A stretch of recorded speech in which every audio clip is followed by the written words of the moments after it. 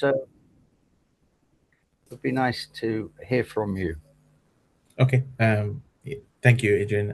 So my name is Ashir. I am founder at Emerson's Advisory, which is a working capital advisory business that I started last year. Prior to that, I was at PwC for eight and a half years, where I was part of the value creation team. And yeah, I decided to sort of take the step to start my own consulting firm.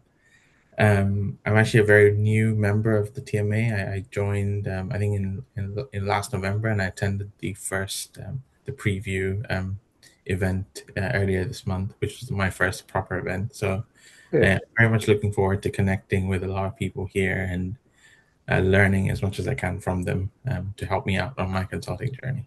Oh, fantastic. And Michael, do you want to say hello? You're on mute.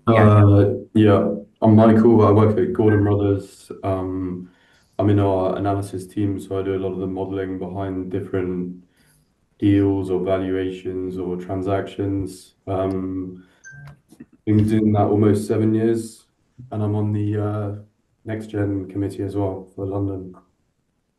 That's good. We set that up I think 9 years ago.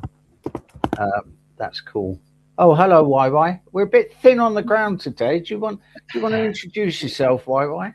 Yeah. Hey, Adrian. Hi, Lord Gossman. Hi, everybody. Hi. Why? Yeah, so I run my own business.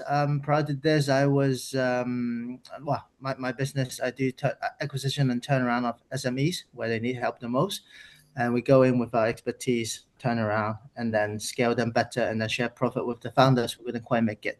And before this, I was from Hong Kong, studied here, and then started my career in venture capital with the Saatchi brothers.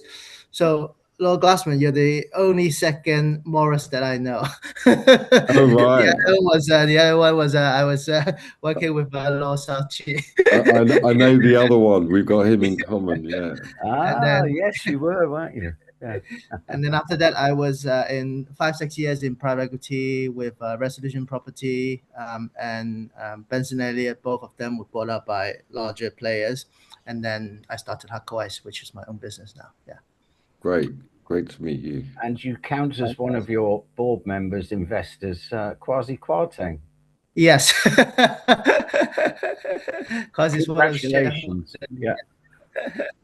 So let's kick off. And what a shame. Daniel, can I find out about you?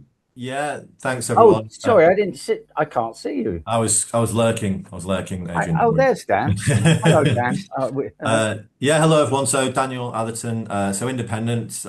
Basically my career has been 25 years of starting, growing, running small businesses in things like software, marketing, consultancy, more recently facilities, franchising, that kind of thing. So quite broad experience in small business in the trenches, really, looking at sort of investments and acquisitions, turnaround businesses. Got 2 or 3 opportunities at the moment, and member of the TMA for the last 4 or 5 months, maybe. So yeah, great to be here. Looking forward to the masterclass. And Dan and I speak once a month, and that's on this program. So welcome everybody, and it does qualify for CPD for people that need it, and that's why it's being recorded. And Lord Glassman, Morris, to us, as he likes to be known to proper people, is a great friend of the TMA, and Morris and I met probably 12 years ago. Yeah. And every year since then, we've had a gathering at the House of Lords once a year, and we've talked about the emerging geopolitical scene and what's happening pre and post Brexit. It's been a fantastic journey, and during that time I've watched Morris's personal growth from university lecturer and his peerage under Ed Miliband's patronage at the time, and to being, I think I'm right in saying, the only Labour politician invited to the rotunda, or indeed Donald Trump's inauguration, which is an exceptional feat because Morris does sit on the left, and but he can tell his own story on that if we have time. But today, and the purpose of today is for Morris to explain to us, in particular, how he's navigated that really rough world of politics. Because if you look at the commentary on any politician, it is Marmite, and I think it's a life that I would never choose to live. But Morris is in it, and the purpose of today is just to hear in 20 minutes what we can take from Morris's journey, and what we can learn in our careers and pass on to others and in our lives generally. So, is that a good enough brief for you, Morris? Or have I missed it? That's fine. That's absolutely fine. Thank you. So, thanks, Adrian. And first of all, respect to all of you. I really respect your work and what you do, and I learn from it. I'm going to talk a bit about it, but I think a key part of my story is being open to make friendships, not networks, not contacts, but to actually build relationships of trust. It'd be inconceivable in my story if there weren't people who were genuinely prepared to support me, in difficult times. And Adrian's certainly one of them. And the whole relationship with the TMA is actually very important to me. My family were all small, Daniel, all small business. Everybody in my family I went a different way. Became a academic. I'll talk a bit about that. But the first thing is to just say that meaning is very important in this story. Like, it is your life, and the work is a very important part of that life. And without putting relationships first, I don't think I think I would have just disappeared in the rubble. So it's a very odd thing if you put non-instrumental. Friendships take time, they take effort, they take loyalty, but without friendships, I would have failed in the story. So that's, I guess, the first thing to say. So, in terms of my story, I was unhappy as an academic. I felt managed. I felt that academia generally was dissatisfactory. It wasn't giving. I was unhappy with it and sort of yearning for something else, but I didn't know what. I got involved with a group called London Citizens. It was living wage, that sort of thing, organising with faith communities. I was married. I had 4 children. We didn't have enough money, so nothing about that made sense for me to devote myself to. But what I did was I believed in it. So the first thing to say to you is, if you find that what you're doing is something that doesn't have meaning to you or makes you feel unhappy, don't do it. Find something that is meaningful to you.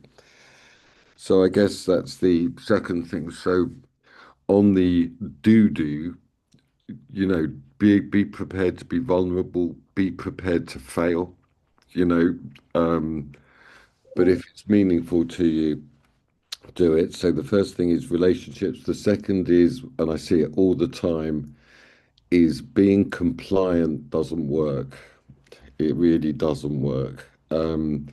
So I've had to do some really shocking things. One example would be so we could discuss it, but I'm just telling you where I come from. I absolutely was passionate that we had to leave the European Union. that the future of the country depended on not being compliant, that we had to be ourselves.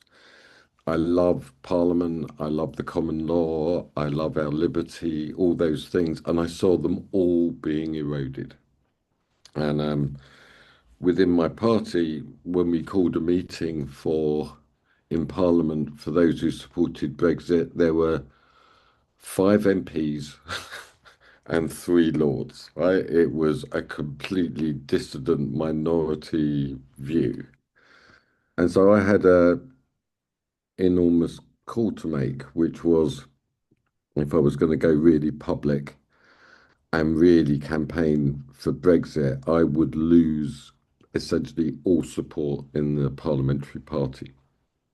And it wasn't a choice for me. It had to be done. And in retrospect, I think, Adrian, that was the making of me.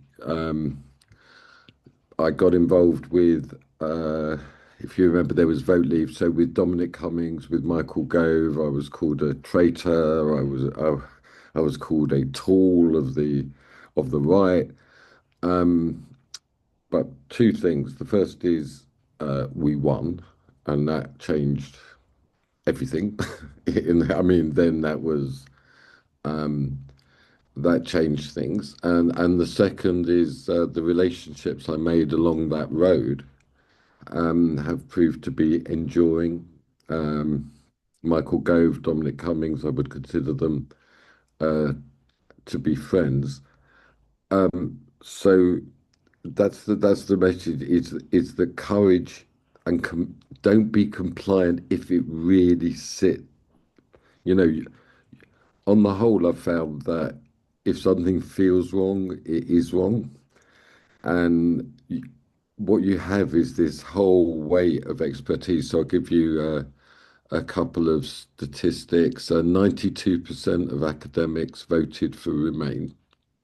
So if you just sit in the sphere of expertise, it's not gonna give you a guide to action. So there's a lot of groupthink that goes on all the time, and it's important to defy that. The second aspect I would say to you is, and this is just based on an observation of life, is don't be afraid. That there's very good reasons to be cautious. There's very good reasons to think things through carefully. But if you decide things from fear, like if I'd have said, "Oh God, if I support this, my political career will be over," I would have just sat there and observed this thing. And but it turns out that if you do show some courage, people respond to that. They just respond. They do respond to it. So we live in a world where people are governed by fear, where they want to fit in. That's not going to give you any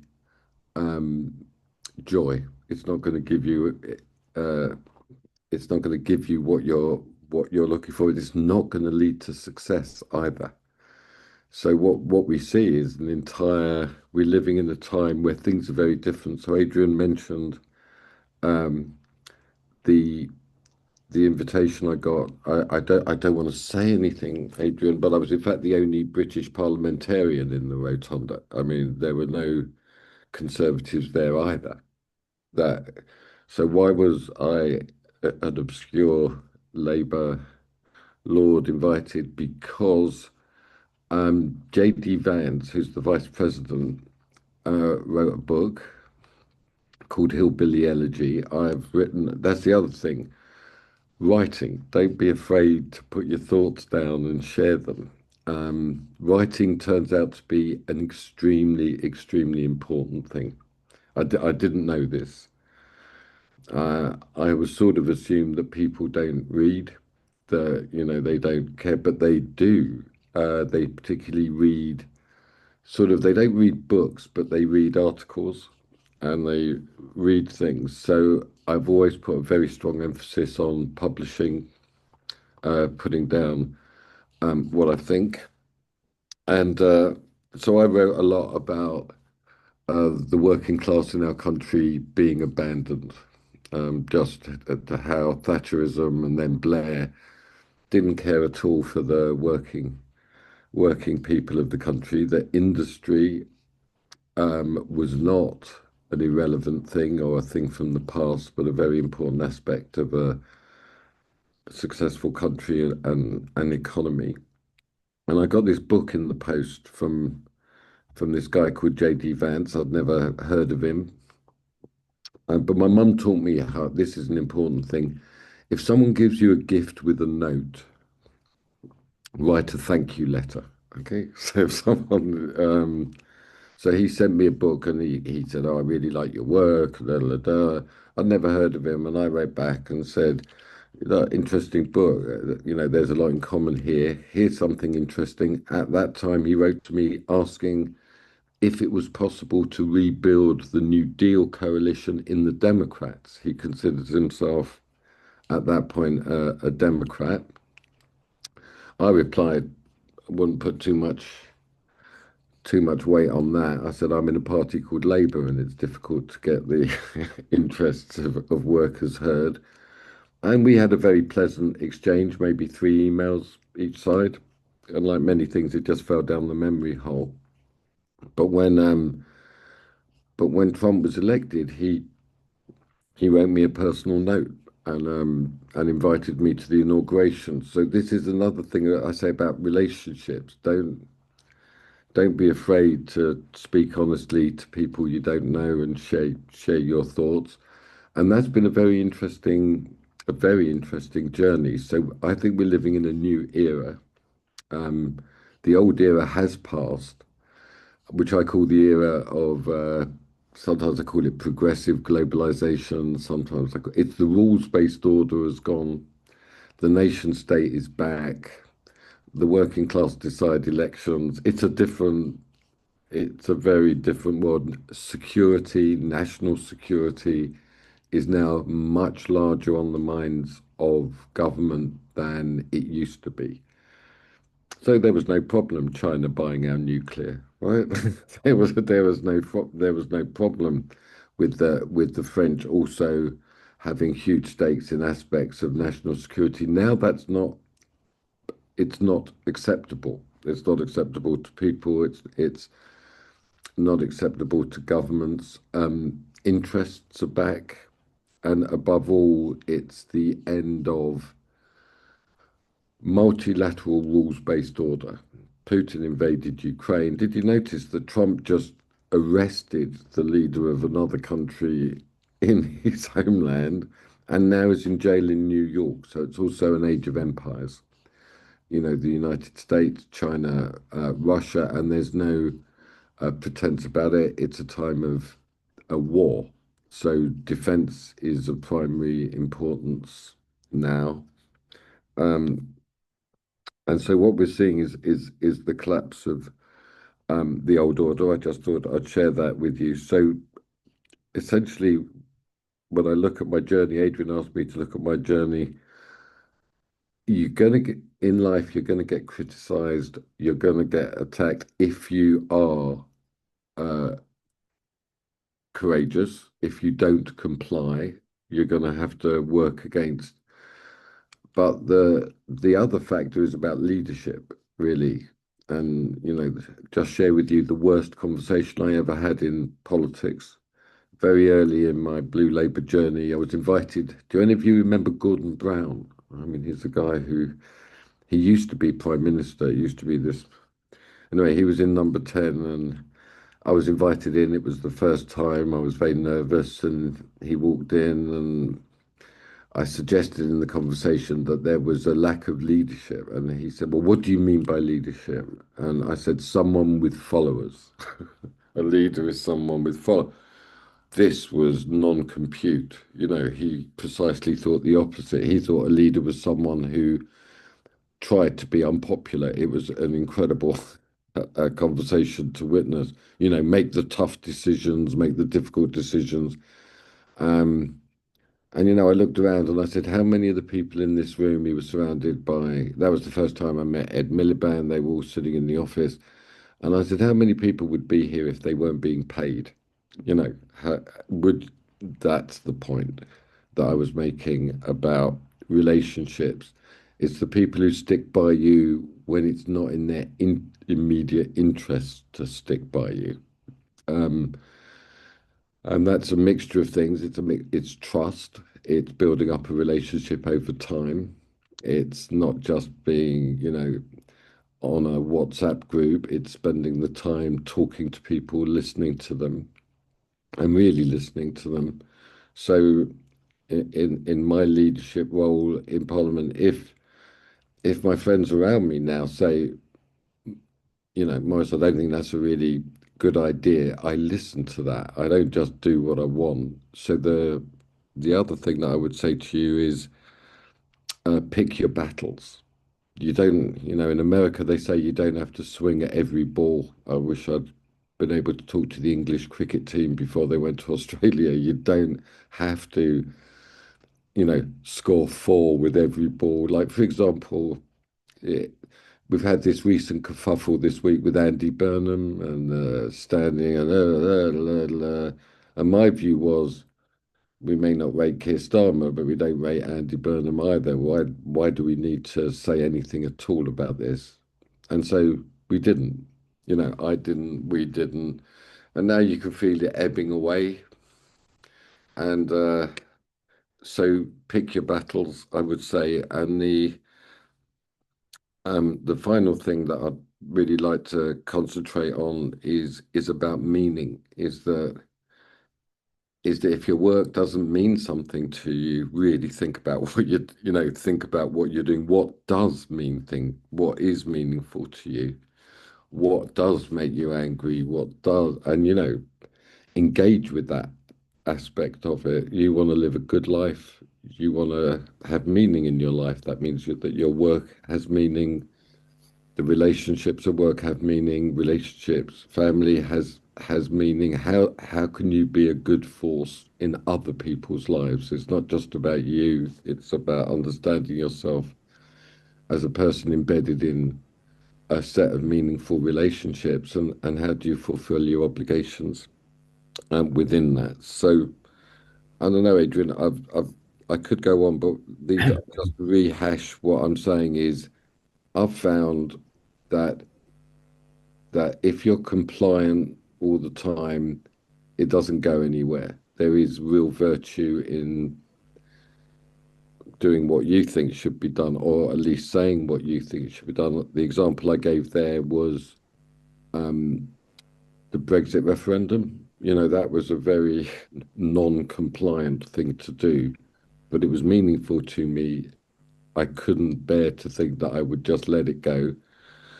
And then don't be afraid. Don't be motivated by fear. Aristotle said that courage was the middle path between recklessness and cowardice, and I've always tried to bear that in mind. Value your relationships and don't think that putting time into them is a waste of time or resources, because along the journey, the support of people and the honest conversation with people that you trust is absolutely invaluable as you plot your course. And don't just think about immediate advantage or financial advantage, but whether what you're doing is meaningful, and to really put some effort into that. Pick your battles is another thing. You don't need to get involved in meaningless conflicts. Lots of things don't matter, let them go. But if there's something important and important to you, it's worth standing up for what you do. And if you are, if you feel unhappy with what's going on, don't be afraid, challenge it and find another way. The final thing, I guess, is that I've really learned is that the price of a successful action is a constructive alternative. So that's the work. When people say to me, so what would you do? If I say something like, well, I don't know, you're gone, you're finished, you got no constructive. Well, now that actually is the work. It's working all the time on what I work all the time on what I think should happen, what if precisely to prepare for that moment. So when it comes to things like industrial strategy, weapons production, weapons supply, I've had to learn an entirely new world. And all the things that I've said to you, build relationships, learn, talk to people, find out who you can trust. But to be ready to say what you would do and be prepared to have the relationships and knowledge to do that thing, that I would say is 80% of my work, is just preparation for that one moment when people say, well, what would you do? And if you've got nothing to say there, then it's not gonna happen. So I'm very pleased to speak to you. All of you have made decisions to go on your own, to do your own thing. You know, this is life, and it actually goes quite. It's unbelievable to me that it's 12 years since I met Adrian. You know, life goes and it passes. So live it. And Right. you know, as I built my coaching and therapy career, I've taken so much from your teachings. Yeah, you're my rabbi. Well, it's mutual, Adrian. I mean, I genuinely mean this. I want to say it's fun of everybody. I talk to Adrian. I ask it. You know, Adrian brings to me things that I've got. You know, really difficult.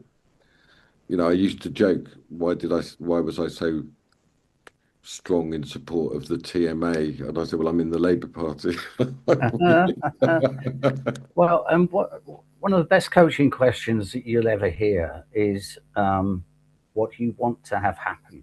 You know, you have a conversation about everything going wrong in the world, and that seems to be all pervasive in governmental spheres, certainly in political spheres. And you know, it's the sack the manager mentality, right? Yeah, but what do you actually want to have happen? And I think you've answered that in a way that goes way beyond continuing professional development, which we qualify for, and into purpose and into understanding what it might look like at a certain age, looking back without regret, and in knowledge that you did the right thing.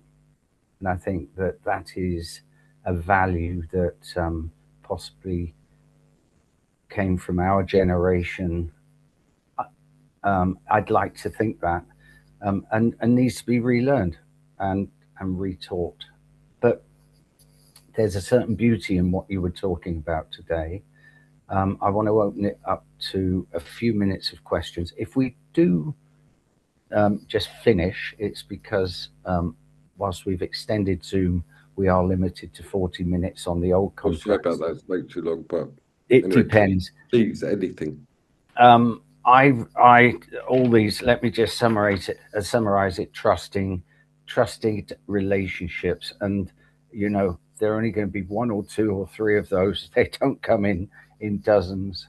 Meaning, a human need. Let's accept that we try and make meaning from everything. But I think yours transcends that and goes into purpose.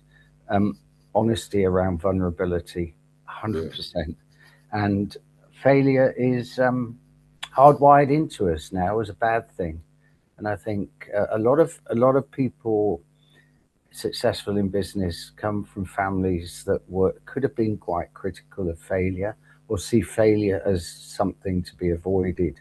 But I think what you're saying that is, if you fail, embrace it and understand. Yeah, completely. The learnings. That's straight out of the school of NLP. I love the compliance piece. You know, I knew we were in trouble when I left Barclays Bank and looked back 5 years later, and they were hiring compliance managers. And But I do have a question. Does that mean you need to be a rebel? Are you naturally a rebel? Because we're not all hardwired to. No, no. So just to say, I'm a very conservative person. I trust, the monarchy, authority. What we have is a dereliction of leadership. So in organizations, but where does the power lie? This is the important thing. If you can't trust your people to do their jobs, take initiative, support them to do what they've got to do, you will have what we've got, which is an entire compliance system of uselessness. I mean, people just, what we have is a crisis in the state of basic capacity, and AI is coming. I look at it and I say, bring it on, because, if you could take out 60% of the workforce who are just working on emails, then you can ask the question, well, what do you want to actually do with your life? I think that's a good one for discussion over lunch, because I'm not sure I entirely agree with. No, it's just about emails, Adrian. It's just Yeah. emails. We just looked at 60% of the employment in the DWP is people replying to emails about where to pick up your benefit or what you're entitled to. What's that? That could be done. What's really meaningful is that people are lonely, abandoned, hopeless, stranded. That's the thing that's got to be done. Productivity is defined as output divided by headcount, and obviously you can slash headcount and increase productivity, but you can also increase output. And let's talk about AI another time. But okay, I just wanted to bring it as an example. It is hardwired to reflect. Just letting you know where I'm at on that. Yeah. So enough from me. Let's take some questions. How long have you got, Morris? 10 minutes? No, easy. Brilliant. Dan, let me put you on the spot. So really interesting, Morris. Really, thanks for sharing that. Fascinating. So I think my question, obviously, you referenced at the beginning of the talk there about Brexit and that kind of not being compliant, and you having a very strong view about that Brexit was the right thing and campaigning for it. Obviously, it was one of the most divisive things that we've experienced as a country over the last 10 years. And it's still, obviously, the ripple effects of that going around, still continues. So obviously, how do you reflect on that now? Not necessarily in terms of whether that decision will be the same or not, or but I suppose lots of things have happened, lots of things have transpired, and and continue to do so. And it wasn't an easy decision for any of the people who voted at that time. What's your kind of reflection of where we are with it today? And I'm just interested in that reflection, a bit of time having passed. Yeah. So what I understood at the time was that it was going to be a huge rupture, right? So that's what I thought then, and that's what I think now. Our politics has become extraordinarily volatile.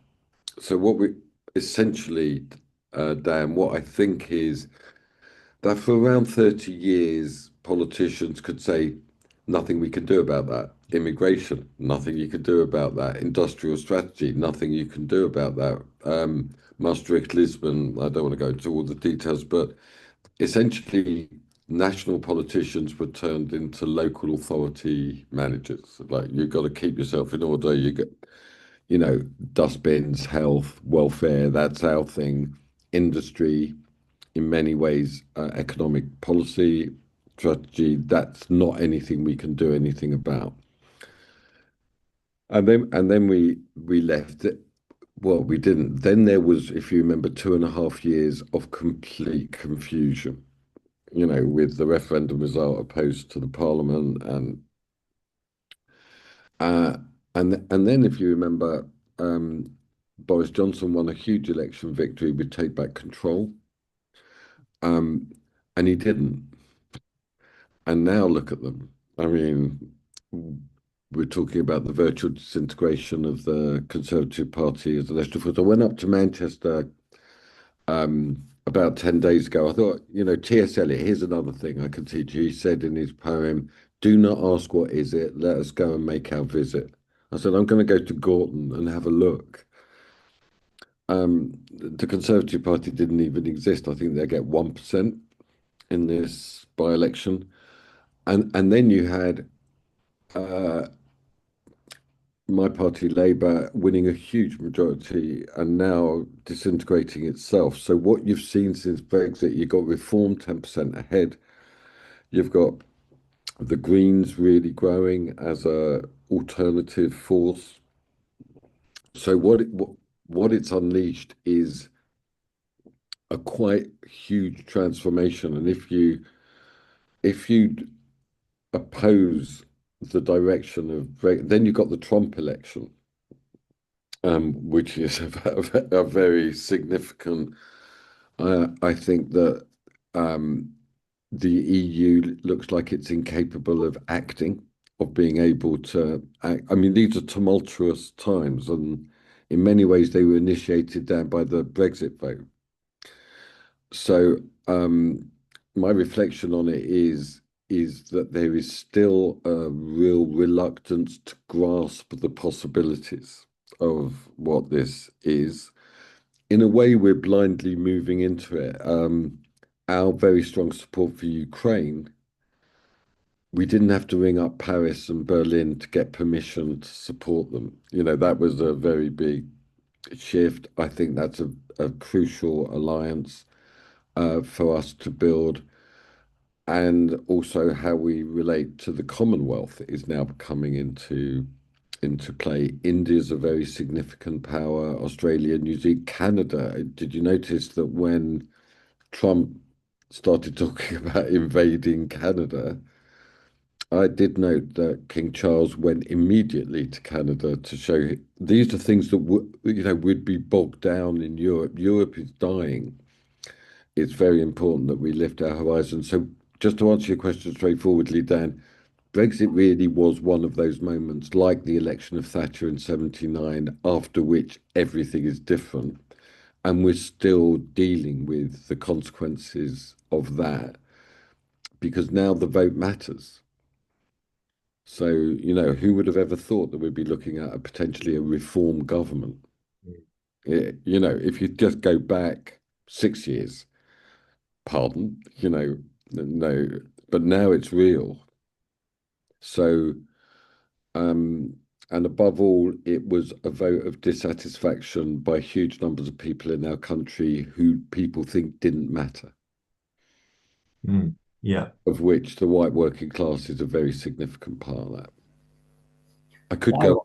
In the interest of time, why? You looking at Britain as a Chinese national, but somebody who has Hong Kong citizen. Hong Kong, yeah, I absolutely, yeah. solidarity with Hong Kong. You are right. Why? But also the hacker people are Chinese in their structure and culture. Looking in at the UK and hearing Morris today, what's that set up in your mind, particularly with regard to trust and meaning, vulnerability and failing? Concepts that I don't know, maybe less available as options to people in places like Hong Kong or mainland China. Yeah, I think personally, well, I haven't been here for 18 years, but I still, on any important news, I still try to read from 3 different political spectrum. So the UK, US one, Hong Kong, Singapore one, and mainland China one on huge important issues. On the smaller day-to-day stuff, I just read my FT. And so personal feeling, UK has changed so much over the last 10, 12 years. Wow. In terms of, I just feel like everything wasn't quite working. I don't know if the TMA is the platform for this, but I think the country needs a turnaround.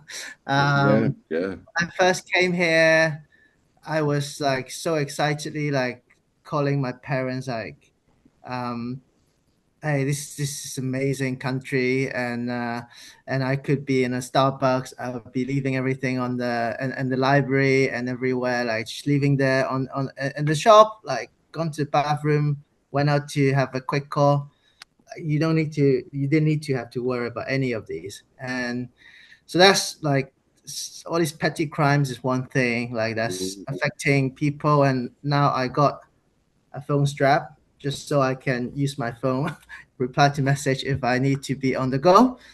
And yeah, so the cause of the petty crimes, people, etc. Like let's not dive into that. And in terms of NHS, is a huge topic.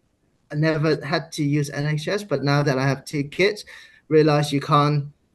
Even if when I was working, I had private insurance from the company. Like the Bupa in South Kensington don't have A&E, so like regardless, like you still have to go to NHS and you have to wait there for like 3 hours to be seen, and then if it's less serious, then you'll be there for like 5, 6, 7, 8 hours.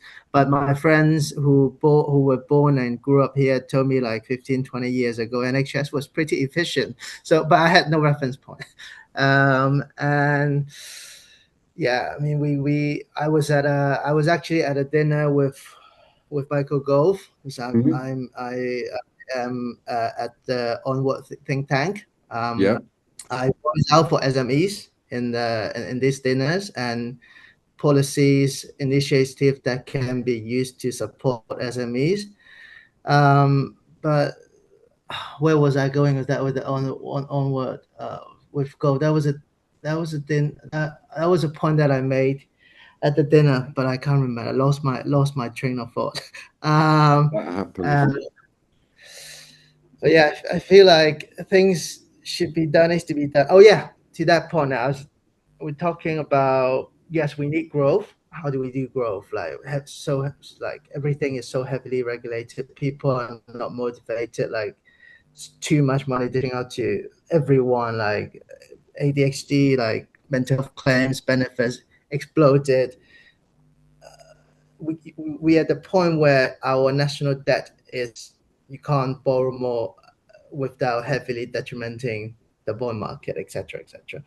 And so the country needs a turnaround. I don't know where I'm going with this, but I just want to share my personal experience of how I sort of feel now versus when I first came here 18 years ago. No, Huge changes. Yeah. Really, really interesting. I'll give you two, completely. So you walk into what they call the bubble, which is the Westminster area, and and you say, well, about petty crime, phone theft. I'll say I will call back, phone theft and all that, and you know what I say, well, the prisons are full and so I just so what I said was we should bring back the stocks. Like if the prisons are full, if someone the old way, and pelt them with rotten fruit and humiliate them, and you would have thought I was advocating for the murder of the firstborn,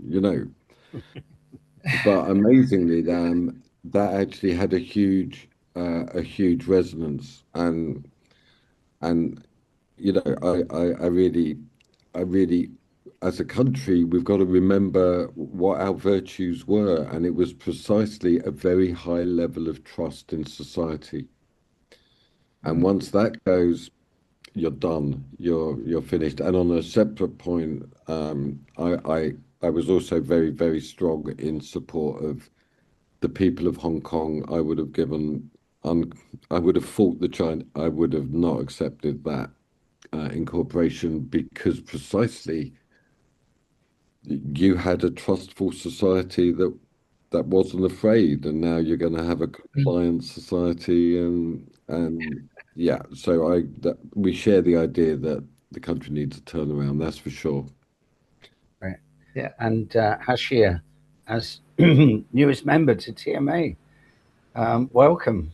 It's great Thank to you. have you here, and I'm going to give you the last word as a free gift today.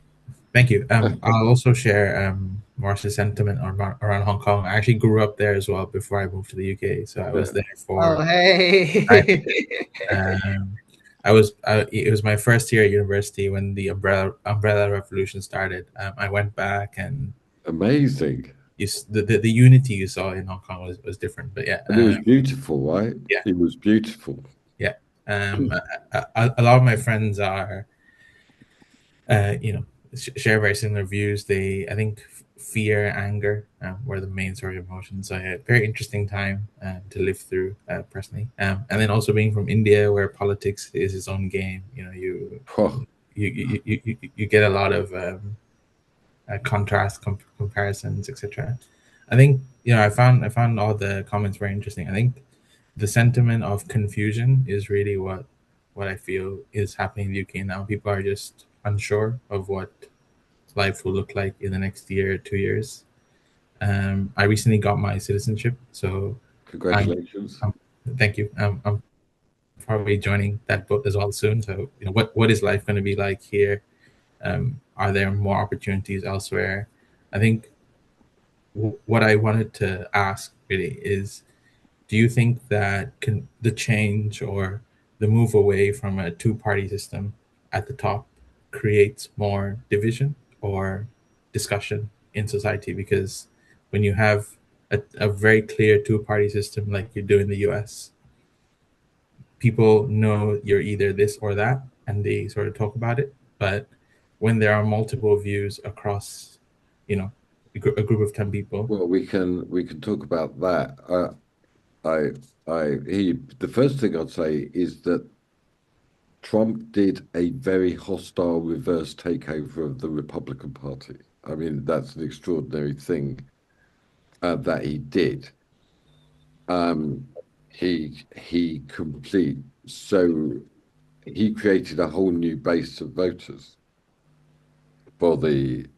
I mean, in a way, he and Modi are quite similar. Yeah.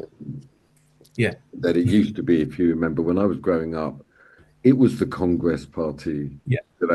And it was all the divisions within the Gandhi family, and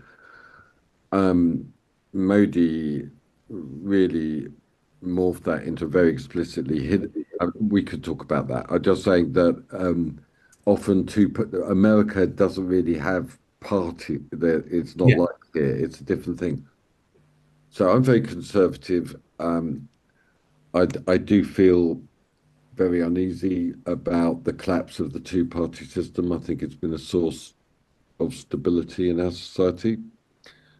But it's very, very possible that we could be in a situation in 5 years' time where neither Conservative nor Labour are in the top two.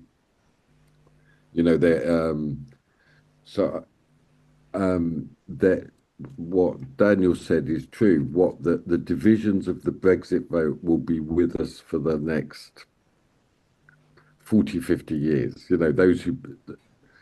Those people like me who believe in sovereignty, that we have to have the sovereign power to make decisions, against people who would much prefer it to be that those political decisions are insulated from economic effects.